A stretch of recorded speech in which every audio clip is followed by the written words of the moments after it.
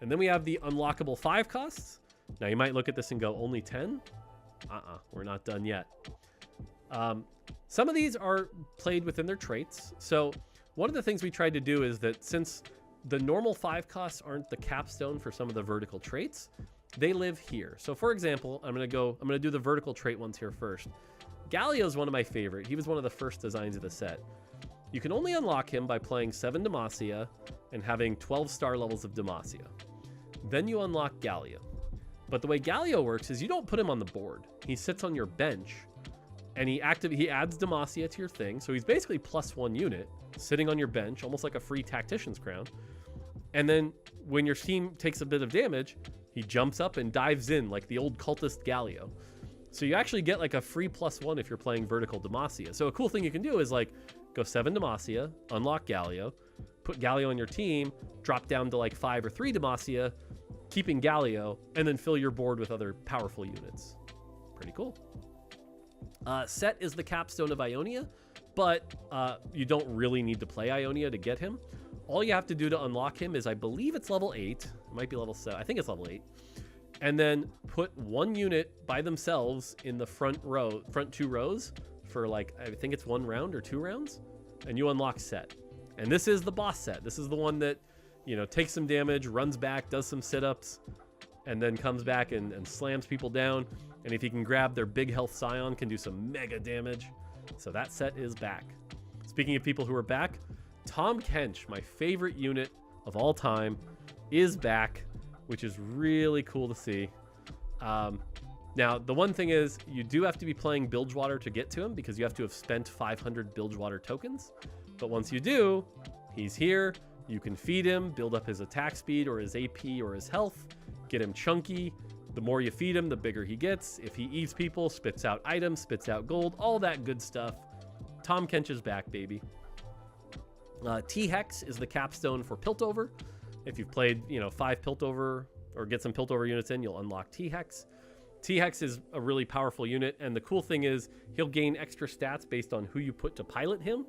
So he'll, for example, if you give him, I believe it's if you give him a caster, he'll gain more mana regen. If you give him a ranged unit, he gets more AD. I forget the exact things, but basically you put a unit in to pilot him, he gains stats. He has this big old laser. Good stuff. Thresh, capstone of Shadow Isles. When you've captured 175 souls, you get Thresh. He is a carry. That's the crazy thing here. Thresh is a damage dealer. So you're going to want stuff like Crown Guard on him. He's tanky-ish, but he does some surprisingly good damage.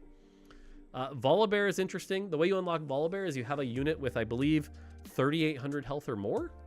And then he is a big damage dealer. But the big thing is he scales really well with health. So yes, you want to put like Sterix on him, but also even just like Warmogs or Bruiser and Freljord can make him go pretty crazy. And he does his big ult and does some extra damage there, which is cool. Ziggs, you got to get to level 9, but then he can capstone off either Zaun or Yordle. Throw some bombs, good stuff. We have Mel. Mel's not really the capstone of Noxus. You kind of play her independent of that. You can really just play her flexibly, but you need an Ambessa, a 2-star Ambessa to die. That'll unlock Mel. And then Mel's like a backline caster that you're going to want mana on, and then does a big AoE boom. And if you can get her to cast enough, and it's really hard, you're not going to see this many games, but basically what she does is she puts these orbs on the board, and these orbs will slowly drain a little bit of mana. And if you drain, I think it's 175 mana over the course of a game, she'll give you a Radiant item.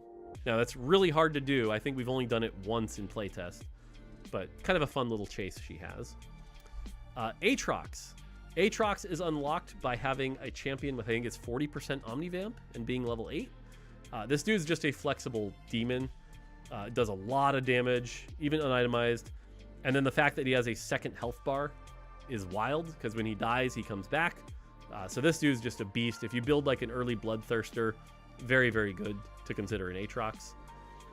And then Xerath, who is the fourth piece of Shurima. He's the hardest to unlock of the Shurimans, but if you can get him, one of the cool things he has is Ascendant. And for those of you who played set 12, this Xerath, he unlocks charms. If you put this Xerath on your board every turn, you're going to get a Xerath charm, which is kind of neat. So If you find an early Azir, can unlock Xerath quick, you can get those charms going, which is pretty cool.